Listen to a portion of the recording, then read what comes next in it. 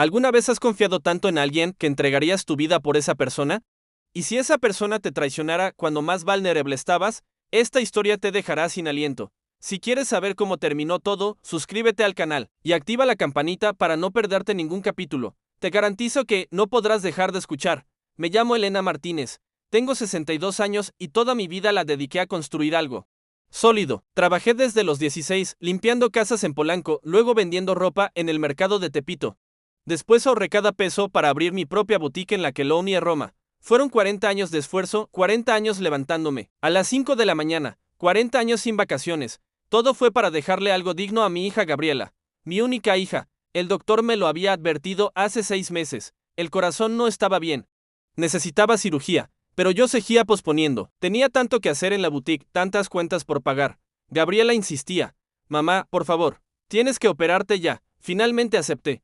Fue en marzo. La operación era complicada. Pero los médicos del Hospital Ángeles Lomas eran los mejores. Gabriela me acompañó hasta la puerta del quirófano. Me apretó la mano tranquila. Mamá, yo me encargo de todo. No te preocupes por nada. Esas palabras me dieron paz. La cirugía duró 6 horas. Desperté 3 días después en terapia intensiva. Todo era borroso. Luces blancas, voces lejanas, dolor en el pecho. Los médicos decían que había habido complicaciones, una infección. Tuvieron que mantenerme sedada. Días se convirtieron en semanas. Cuando finalmente recuperé la conciencia completa, ya había pasado un mes. Gabriela vino a verme solo 2 veces en todo ese tiempo, siempre con prisa, siempre nerviosa. Decía que todo estaba bien en casa, que no me preocupara, que ella estaba cuidando la mansión de Lomas de Chapultepec. La casa que compré con tanto sacrificio hace 15 años. Algo en su mirada no me convencía, pero estaba tan débil, tan cansada. El día que me dieron de alta, pedí un taxi. Gabriela dijo que no podía venir a recogerme, que su esposo Ricardo tenía una reunión importante. Eso también me extrañó. Mi hija nunca me había dejado sola. En un momento así, el taxi avanzaba lentamente por Paseo de la Reforma. Era media tarde de abril. El sol pegaba fuerte. Ciudad de México estaba como siempre, ruidosa, llena de vida. Caótica. Yo miraba por la ventana, sintiendo una opresión en el pecho que no tenía nada que ver con la cirugía. Cuando llegamos a Lomas de Chapultepec, le di la dirección exacta al conductor. Mi casa, mi refugio, el lugar donde había planeado envejecer en paz. Pero cuando el taxi se detuvo frente al portón, algo estaba diferente. Había 3 autos estacionados en la entrada. Uno era el de Gabriela. Los otros 2 no los reconocía. Eran camionetas nuevas, caras. Una BMW X5 plateada y una Mercedes negra. Pagué al taxista y bajé despacio. Todavía me dolía el pecho. Todavía me costaba respirar hondo. Caminé hacia el portón. Estaba entreabierto. Entré. El jardín estaba descuidado. Las bugambilias que yo cuidaba con tanto esmero estaban sin podar. Había bolsas de basura junto a la fuente. El pasto largo. Empujé la puerta principal no estaba cerrada con llave. Y entonces, lo vi en mi sala. En mi sala, había gente que no conocía. Un hombre de unos 60 años, gordo, con bigote, sentado en mi sillón favorito, el de terciopelo azul que compré en una subasta. Fumaba un puro. La ceniza caía sobre mi alfombra persa. A su lado, una mujer de cabello teñido de rubio, con demasiado maquillaje, hablaba por teléfono a gritos. No, mi amor.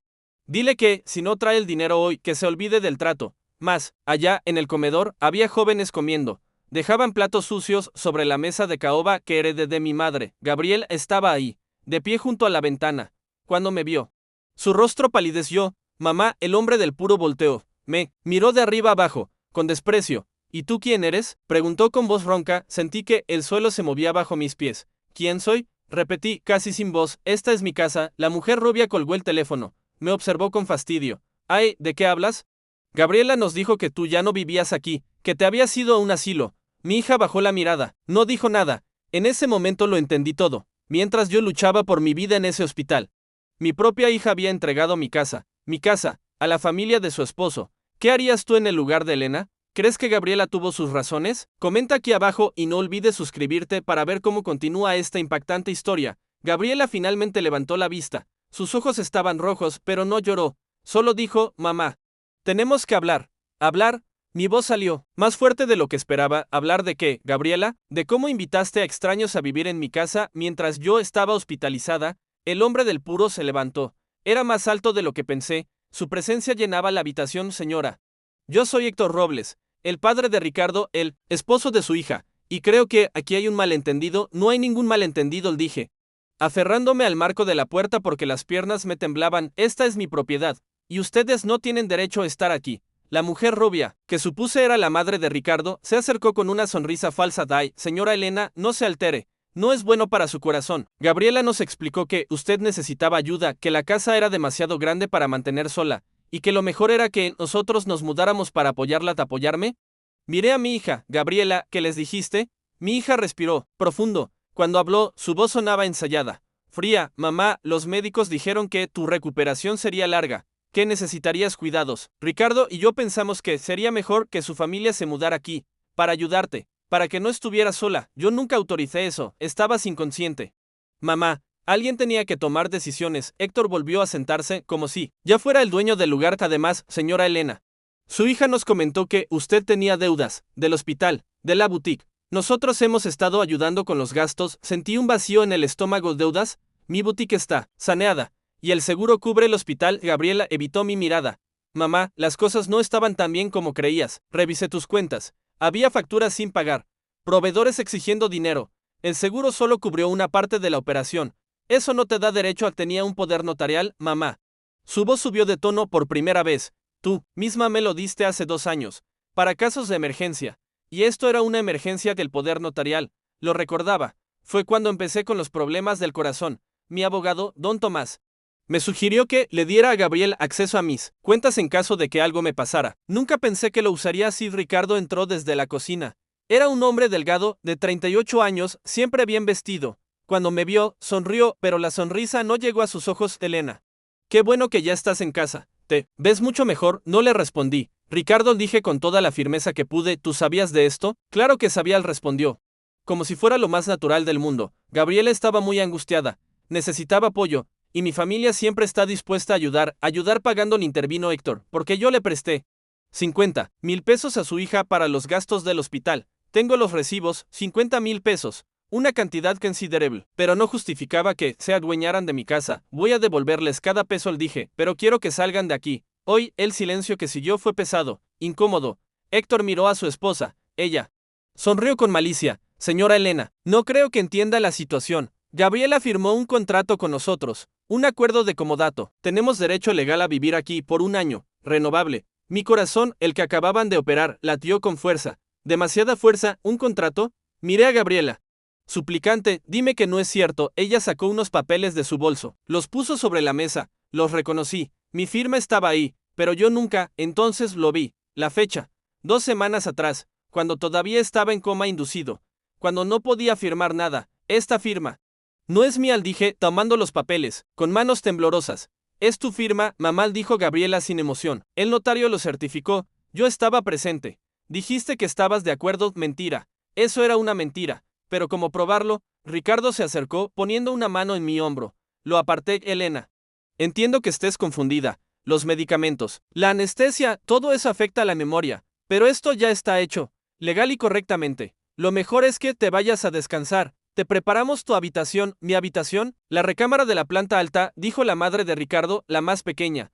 Porque las otras las estamos ocupando nosotros. Me dieron la habitación de servicio. En mi propia casa, la rabia, el dolor, la traición, todo se mezcló en mi pecho. Sentí que me faltaba el aire. Gabriela dio un paso hacia mí. Mamá, por favor, todo esto es temporal, solo hasta que te recuperes. Luego arreglamos todo, pero en sus ojos no vi arrepentimiento. Vi cálculo. Tú lo planeaste todo, susurré. Esperaste a que estuviera débil, a que no pudiera defenderme. No seas dramática, respondió ella, y por primera vez en mi vida no reconocí a mi hija. La persona frente a mí era una extraña. ¿Crees que Elena podrá recuperar su casa? ¿Qué harías tú en esta situación? Suscríbete y activa las notificaciones para no perderte el próximo capítulo. Esa noche no pude dormir. La habitación pequeña, con su cama dura y su único ventanal que daba al callejón trasero, se sentía como una celda. Afuera se escuchaban risas. La familia Robles festejaba algo en el patio. Mi patio. A las 3 de la mañana me levanté. Bajé las escaleras despacio, aferrándome al barandal. El dolor en el pecho era constante. Los médicos me habían dado pastillas, pero las había dejado en mi bolso en la sala. La casa estaba oscura, solo. La luz de la cocina permanecía encendida. Me acerqué. Gabriela estaba ahí, sentada frente a la mesa, con una taza de café entre las manos. Cuando me vio, no se sobresaltó, como si me hubiera estado esperando. ¿No puedes dormir?, dijo. No era una pregunta. ¿Cómo podría? Me senté frente a ella. Mi hija. La niña que crié sola después de que su padre nos abandonara. La niña a quien le pagué universidad privada. A quien le di todo, Gabriela. Mírame a los ojos y dime la verdad. ¿Por qué hiciste esto? Ella tomó un sorbo de café. Lento. Deliberado. Porque estaba cansada, mamá. ¿Cansada de qué? De esperar. De vivir en un departamento pequeño en la Narvarte mientras tú tenías esta mansión. De ver cómo Ricardo y yo luchábamos para pagar la renta mientras tú te negabas a vender ni un solo metro de esta propiedad. Sus palabras fueron como cuchillos. Esta casa es mi patrimonio, dije, mi seguridad. Iba a ser tu herencia. ¿Mi herencia? Surrió. Una risa amarga, mamá. Yo tengo 39 años. No puedo esperar a que mueras para tener una vida digna. Yo nunca te negué nada. Me negaste independencia, control. Siempre fuiste tú quien decidía todo. Tu casa, tu dinero, tus reglas. Te di educación, oportunidades. Me diste cadenas, respondió, y su voz se quebró ligeramente, y cuando Ricardo y yo te pedimos ayuda para iniciar un negocio. ¿Qué dijiste? Lo recordaba. Fue hace 2 años. Querían abrir un restaurante. Les dije que era muy arriesgado, que no tenía capital para eso, no tenía el dinero que pedían, dije, $500,000, pero tenías esta casa, podías haberla hipotecado, podías haber confiado en nosotros, perdieron todo en 6 meses, respondí, me enteré. El restaurante quebró. Gabriela apretó la taza con fuerza. Porque no tuvimos suficiente capital inicial. Si nos hubieras apoyado de verdad, habría funcionado. Eso no justifica lo que hiciste. ¿Y qué hice, mamá? ¿Buscar una solución? Los Robles tienen dinero. Tienen contactos. Héctor me ofreció un trato. Nos quedamos aquí, ellas pagan las deudas y cuando tú ya no estés, la casa se divide entre todos. Cuando yo ya no esté, la sangre se meló. Gabriela, ¿acaso estás esperando que me muera? No digas eso.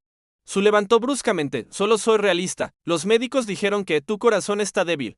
Que cualquier día podrías. Entonces realmente lo planeaste todo. Planeé el futuro de mi familia, dijo. Algo que tú nunca entendiste. Tú solo pensabas en ti, en tu boutique, en tu casa. Nunca en mi felicidad. Me quedé sin palabras. Así me veía mi hija. Como una egoísta, me sacrifiqué toda mi vida por ti, susurré. Nadie te pidió que lo hicieras, respondió, y salió de la cocina. Me quedé sola, en la oscuridad. En mi propia casa que ya no se sentía como mi hogar. Al día siguiente llamé a don Tomás, mi abogado. Tenía su consultorio en Coyoacán, un hombre de 70 años, honesto, que me había ayudado con todos los trámites legales de mi boutique. Don Tomás, necesito ayuda, le dije por teléfono. Mi hija usó el poder notarial para hacer cosas sin mi consentimiento. Venga a mi oficina.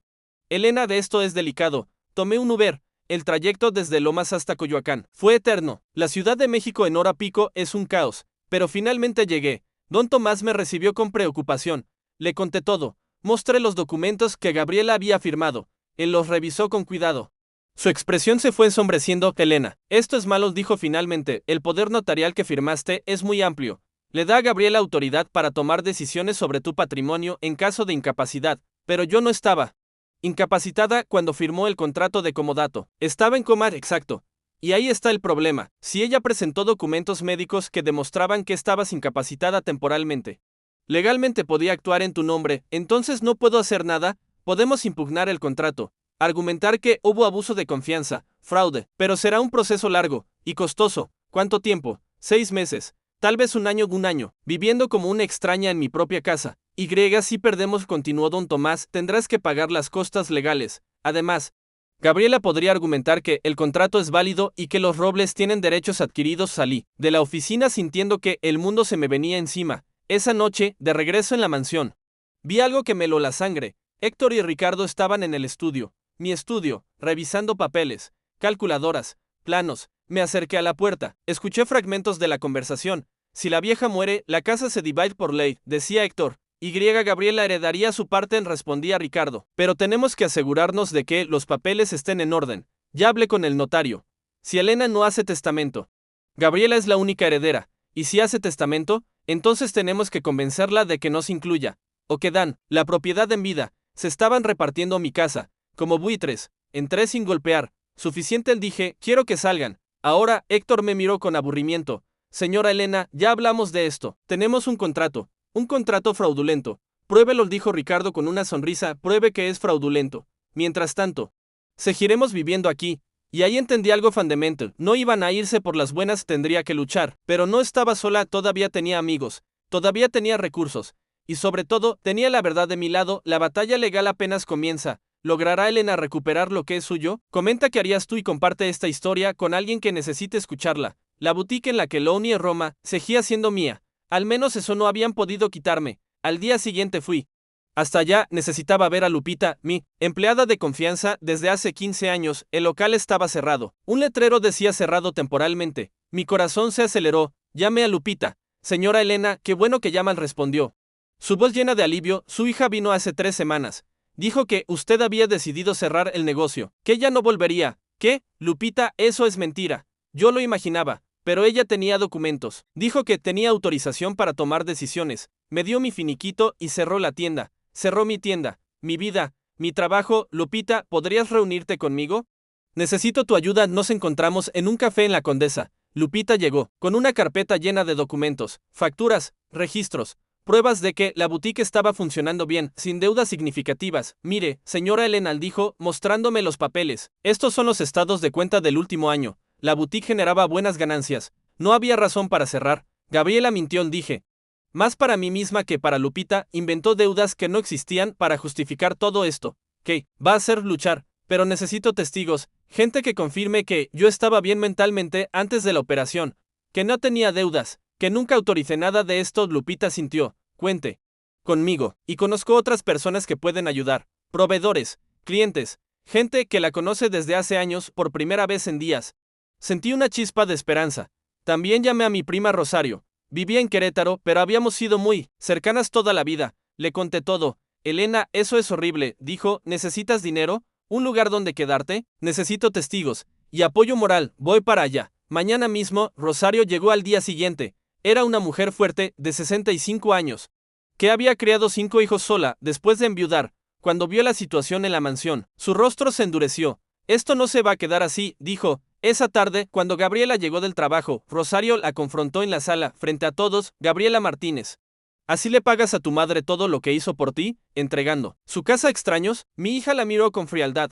Tía Rosario, esto no es asunto tuyo. Claro que es mi asunto. Elena es mi familia, y no voy a permitir que la sigas manipulando. Héctor se levantó del sillón. Señora, le pido que se retire. Esta es una conversación familiar. Familia, dijo Rosario con desprecio. Ustedes no son familia. Son parásitos. La tensión era palpable. Ricardo intentó intervenir, pero Rosario no se dejó intimidar. Escúchenme bien todos, dijo. Elena va a recuperar su casa, y cuando lo haga, van a arrepentirse de todo esto. Esa noche, Rosario durmió en mi habitación, en un colchón improvisado. Hablamos hasta la madrugada. ¿Cómo pude criar a una hija así? Le pregunté entre lágrimas. No es tu culpa, Elena. A veces damos tanto que las personas se acostumbran. Creen que es su derecho, no un privilegio. Pero yo la amaba, la amo. Ella lo sabe. Por eso se aprovechó, porque sabía que nunca le negarías nada. Tenía razón.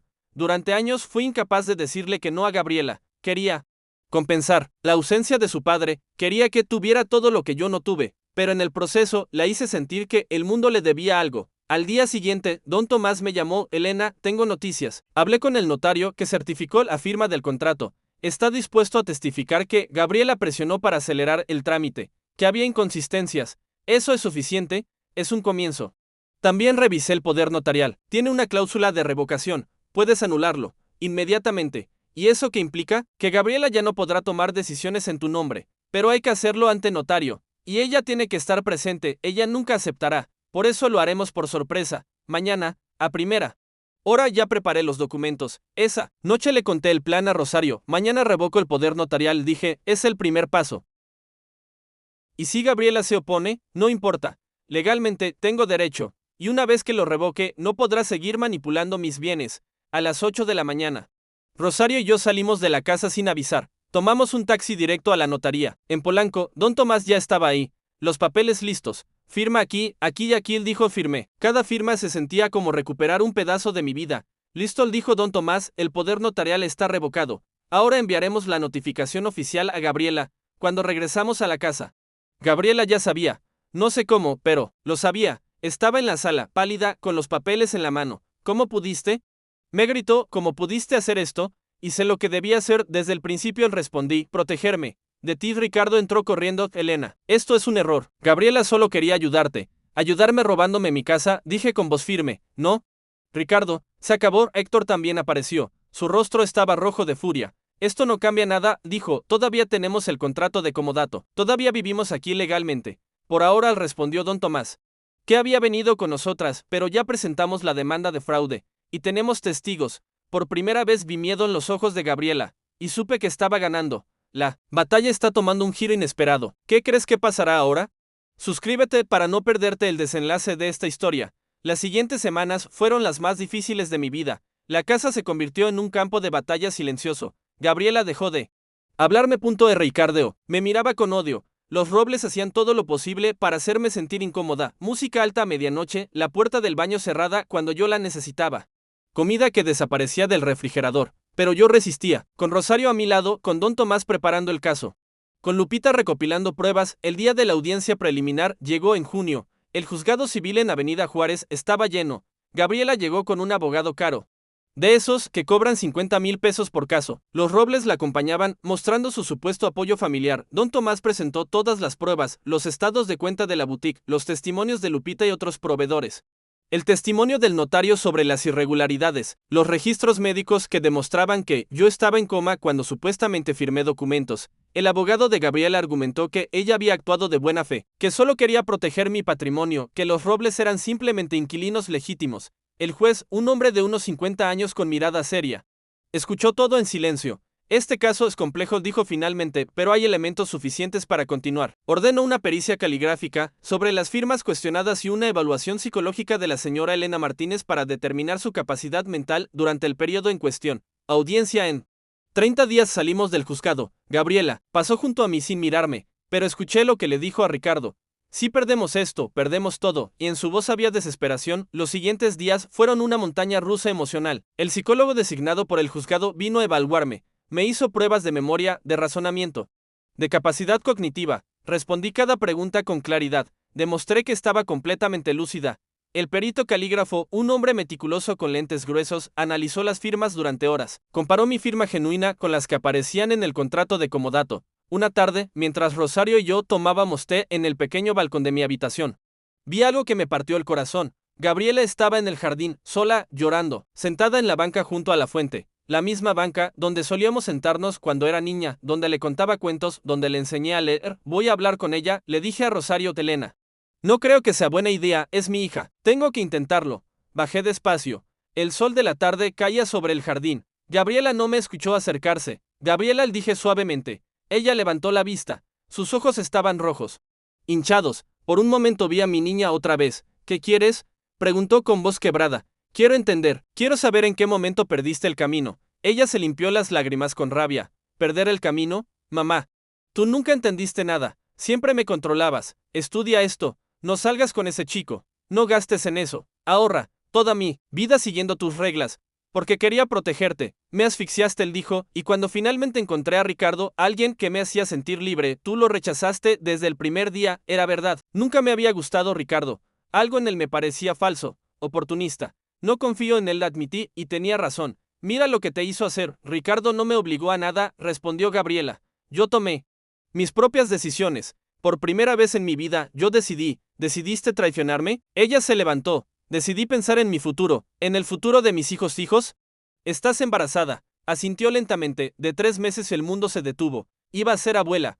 Y no me había dicho nada Gabriela, por eso hice todo esto, mamá, porque necesito estabilidad, necesito un hogar para mi bebé. Y tú, con tu corazón débil, con tu negativa a vender o compartir esta casa, me dejabas sin opciones. Siempre tuviste opciones. Pudiste hablar conmigo, pudiste pedirme ayuda de otra manera. ¿Cómo? ¿Rogándote?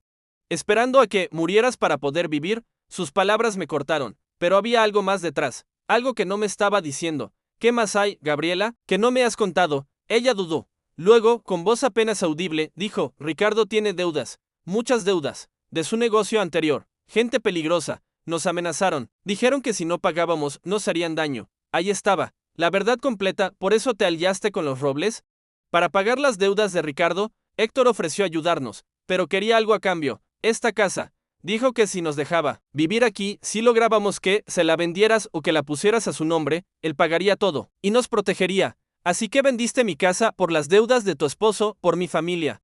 Gritó, algo que tú nunca entendiste porque siempre estuviste sola, porque nunca tuviste que elegir entre tu madre y tu esposo. Tenía razón, en algo. Yo había estado sola, Pero eso no justificaba lo que había hecho. Gabriela, esa gente te está usando. Los Robles no te están protegiendo. Te están manipulando. Y cuando ya no les sirvas, te van a desechar. No lo sabes. Sí lo sé, porque la vida me enseñó a reconocer a los aprovechados. Ella me dio la espalda. Ya es tarde, mamá. Ya, está hecho. Nunca es tarde para rectificar. Pero Gabriela caminó hacia la casa sin voltear. La audiencia final fue 3 semanas después. El perito calígrafo presentó su informe. Las firmas en él contrato de comodato no coincidían perfectamente con mi firma habitual. Había indicios de falsificación o de firma bajo presión. El psicólogo confirmó que yo tenía plena capacidad mental. Don Tomás presentó evidencia adicional, registros de llamadas que demostraban que Gabriela había estado en contacto constante con Héctor Robles desde meses antes de mi operación. Planes, estrategias, todo estaba premeditado. El juez tomó la palabra después de revisar toda la evidencia. Este tribunal determina que hubo abuso de confianza por parte de la demandada, Gabriela Martínez. El contrato de comodato es declarado nulo. La familia Robles tiene 30 días para desalojar la propiedad. Además, se ordena una investigación por posible falsificación de firma. Gabriela se derrumbó en su asiento. Ricardo la sostuvo, pero su rostro mostraba más miedo por sí mismo que preocupación por ella. Héctor y su esposa salieron furiosos. Escuché a Héctor decir: esto no se va a quedar así. Gabriela, tú nos prometiste esa casa. Y ahí vi lo que yo había intentado, advertirle. Los Robles no eran sus aliados, eran sus verdugos. Los 30 días pasaron lentamente. Los Robles se fueron una semana antes del plazo, sin despedirse, dejando daños en la casa, paredes rayadas, muebles rotos. Un último acto de venganza. Ricardo también se fue. Una mañana simplemente no estaba. Dejó una nota para Gabriela: no puedo quedarme en este desastre. Necesito tiempo. Cobarde hasta el final. Gabriela se quedó. No tenía a dónde ir. Su departamento en la Narvarte lo habían perdido por falta de pago. Una noche toqué a la puerta de su habitación, la que antes era suya cuando vivíamos juntas. ¿Puedo pasar? Ella asintió. Estaba sentada en la cama con la mano sobre su vientre. Ya se notaba el embarazo. Gabriela, a pesar de todo, sigue siendo mi hija. Y ese bebé es mi nieto. Mamá, no te voy a echar, pero necesito que entiendas algo. Las acciones tienen consecuencias, y tú vas a tener que ganarte otra vez mi confianza. Ella lloró, por primera vez. Un llanto genuino, sin manipulación, sin cálculo. Lo arruiné todo, susurró. Ricardo se fue. Perdí amigos. Te perdí a ti. No me has perdido, dije, sentándome junto a ella, pero tenemos mucho que reconstruir. Y ahí, en esa habitación, empezó algo nuevo. No un final feliz perfecto. No un abrazo que borrara todo el dolor, sino un comienzo difícil, un camino hacia el perdón. Porque eso es lo que hacen las madres. A pesar del dolor, a pesar de la traición, seguimos amando. Gabriela se quedó en la casa. Empezó terapia psicológica. Consiguió trabajo en una tienda de ropa, un empleo sencillo, lejos del mundo de lujos que los Robles le habían prometido. Yo reabrí la boutique. Lupita volvió. Los clientes también. Cuando nació mi nieto en diciembre, lo llamamos Tomás por Don Tomás. El abogado que me salvó. Gabriela y yo nunca volvimos a ser como antes. Había cicatrices demasiado profundas, pero aprendimos a convivir, a respetarnos, a construir algo nuevo sobre los escombros. Y una tarde, mientras mecía a mi nieto en el jardín, junto a la fuente, Gabriela se sentó a mi lado. Mamá, sé que nunca podré compensar lo que hice. No se trata de compensar, respondí, se trata de aprender, de crecer. Ella tomó mi mano, la mano que la había sostenido cuando era bebé, la misma mano que casi perdí por su traición. Gracias por no rendirte conmigo, dijo. Y en ese momento, viendo a mi nieto dormir, viendo el arrepentimiento genuino en los ojos de mi hija, supe que había valido la pena la lucha, el dolor, todo, porque al final, la familia no es solo sangre, es elección, es perdón, es amor que resiste incluso la traición más profunda. No olvides suscribirte y activar la campanita para más historias que te harán reflexionar sobre la vida.